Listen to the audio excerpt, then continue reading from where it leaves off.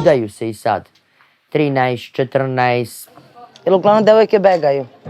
Uzmu i odu i nema ih i dan, dva i vrate se i opet je sve u redu. Udala sam se mlada, imam dvoje dece, jedan ima 7 mjeseci, jedan ima 2 godine. Romi je to običaj da ne budeš, kako bi se to nazvalo, uličarka ili šta ja znam, danas s jednim, sutra s drugim. Pa ne znam, kad završim školu, kad stvarno postanem svoj čovjek i onda.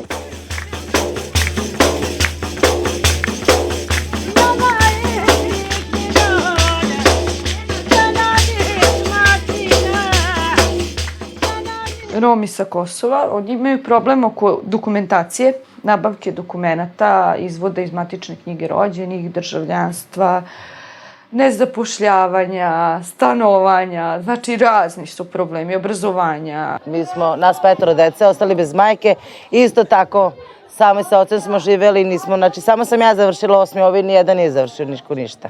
Tražimo posao, ali kad idemo da radimo, onda kaže vi ste Romi, nemate školu, onda ne možemo da idemo da radimo. Radimo, da stignemo, idemo na kante, uglavnom skupljamo garderobu, od tamo, odeću, hranu, sve što nađemo, znači što je korisno da se pojede mi pojedemo, što nije mi bacimo. Nas je bilo 8 dece i samo tata je radio i nisu nas vodili u školu, ni jedan. Ajde, ako mi nismo mogli, bar naša deca. Eto i ono je za tu omladinu, da oni mogu da završe školu, da se zaposle, da rade, da žive se ko normalan svet.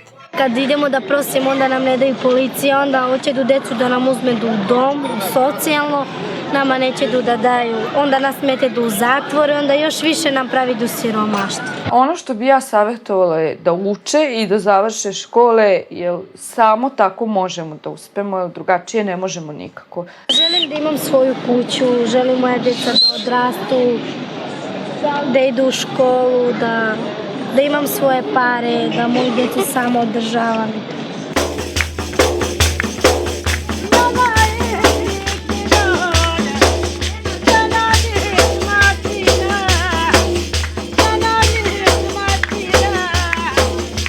Kod njih je žena u suštini samo tu da bi rađala decu i brinula se o porodici i bila domaćica. Znači, kod njih retko žene rade i to je neka njihova tradicija, da tako kažem, da su žene u kući. Ona treba da je poštena kući, da sluša mamu, da zna da sprema, da kuva, da dočeka, da isprati. Sad su žene slobodnije i teži život bio.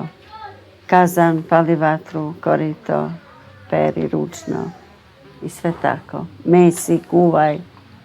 A sad lako, sve na dugme. I opet ženama teško. Mi smo više patili nego sad žene.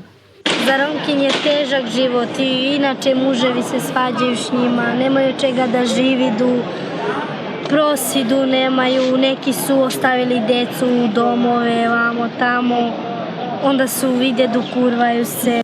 Ima puno toga koje su žene baš maltretirane i sve to. A šta da radiš? Ja mrzim žene koje to trpe.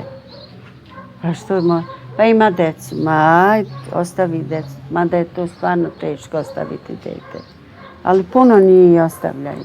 I starija ćerka mi je bila, pa da ne lažem, 1 dana, 2 kad sam se rastala. I onda sam se mučila od tada, od svojih mladih dana i od detinjstva, da ne kažem. Pa sam počela u život da radim, da se snalazim, da zaradim, da bi svoje dete othranila, da ima sve.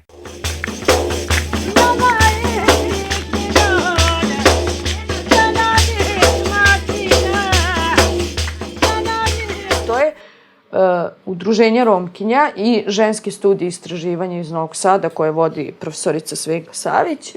U ovom trenutku više je Romkinja diplomiralo nego romskih studenata i zato je vrlo važno da pošaljemo poruku da Romkinjama treba dozvoliti u onom početnom stupnju, to je znači u osnovnoj školi, dati podstreh, pustiti ih da se upišu u srednje škole, a onda se upisuju na univerzitete. Dosta Romkinje i Romi nisu završili školu.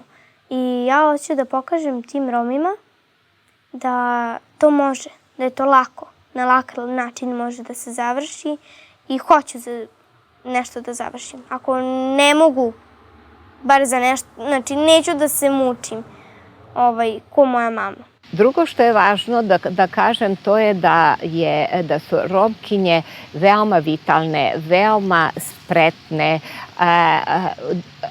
One u stvari kreiraju preživljavanje romskih zajednica i u tom smislu treba da naučimo nešto od njih. Treba prosto neke njihove metode da prihvatimo kao opštije.